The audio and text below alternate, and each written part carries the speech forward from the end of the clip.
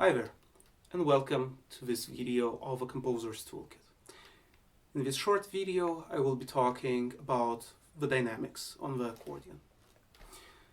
The main thing to remember on the accordion is that the dynamics are to be considered for both keyboards. The reason behind that is that we have only one bellows which pumps in air more or less at the same rate for both keyboards. Now, if I were to play, let's do an example, the C major chord here, it will be the same intensity as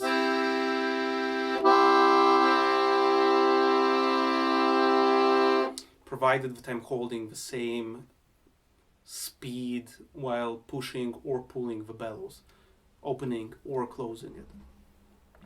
There are, however, some ways in which we can create an illusion of differentiating the different dynamics between the right hand and the left hand. For example, what we could do is choose a register which is softer in one of the hands and a register which is louder in the other hand.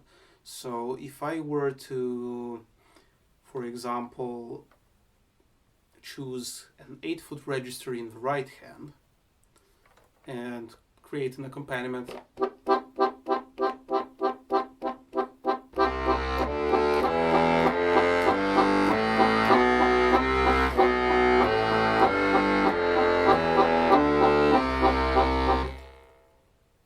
the amount of air that's going through the bellows is the same, but since I have only one set of reeds open in the right hand, it sounds softer, it sounds more piano, rather than the left hand that has the tutti register, so both of them. If I were to do the opposite, for example,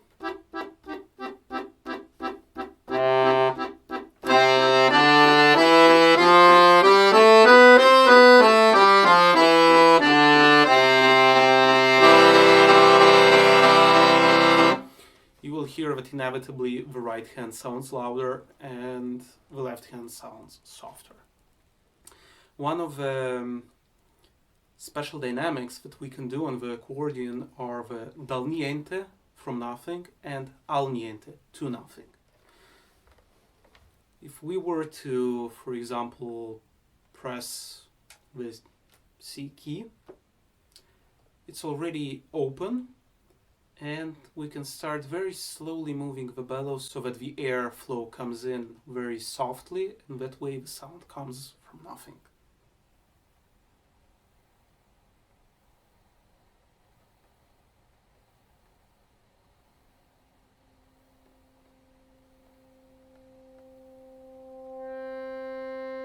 Now it's vibrating normally.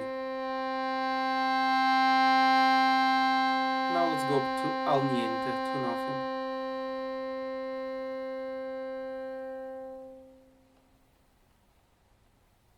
We can do this with a chord.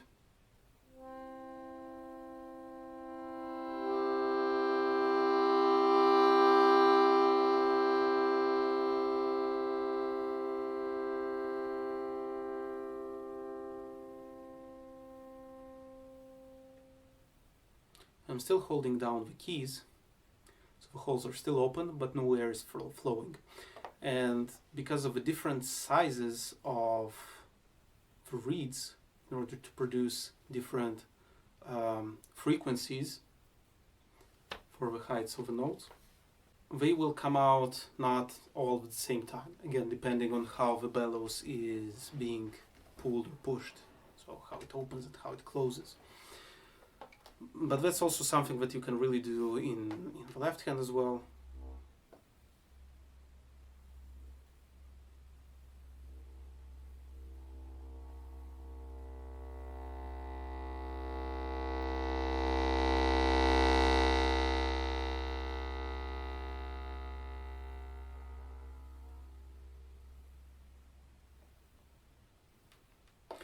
The way the dynamics work on the accordion is the stronger you pull or you push, the stronger you open, the faster you move the bellows, the louder it sounds.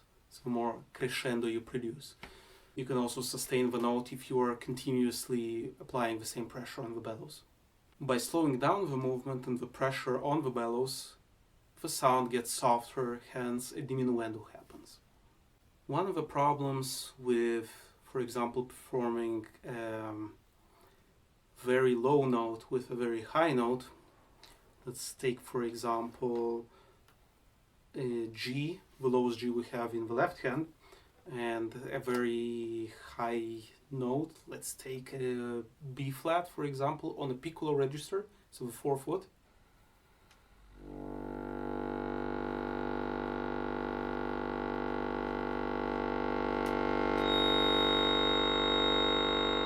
It's not possible to play a pianissimo here.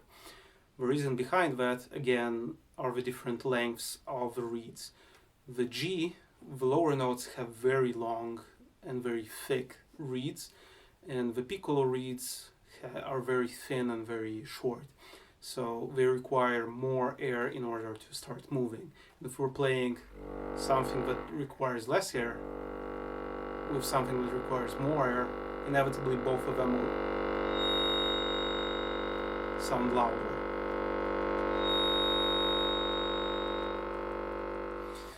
There is a way, again, to find a balance between these.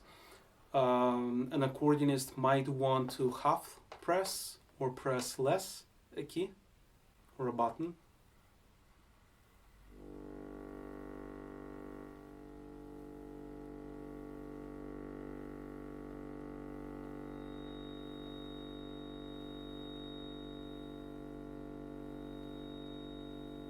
That way you can also produce a piano or pianissimo between very low and very high pitches, though it requires research from the accordionist, and it's not completely true that it will always work.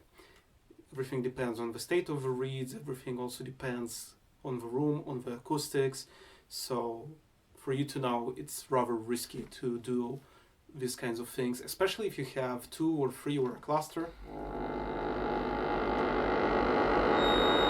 and are trying to sneak in a very high pitch. That will be very difficult and the dynamics will not be piano, it will be much louder. Thank you for watching this video of a composer's toolkit. I hope you liked it, I hope it was useful, and I'm looking forward to seeing you in another video.